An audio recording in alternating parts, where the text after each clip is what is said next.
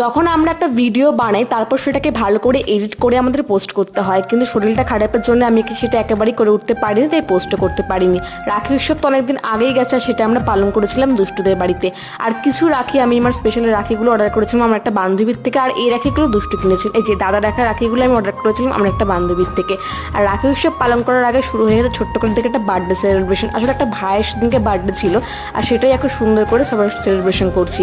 আর তারপরে শুরু হবে রাখি উৎসব। আর এই যে এদিকে সবাই বসে রয়েছে, আর দুষ্টু প্রথমে শুরু করে দিল দাদাকে রাখি পরিয়ে রাখি উৎসবের সূচনা করলো। যাই হোক, তারপর সুন্দর করে মিষ্টি খায়। তারপর ছিল আমার পালা, আর আমি রাখি পরানোর পর দুষ্টু তো আবার ঠাম্মাকে রাখি পরালো, ঠাম্মাকে দিয়ে রাখি উৎসব শেষ হলো।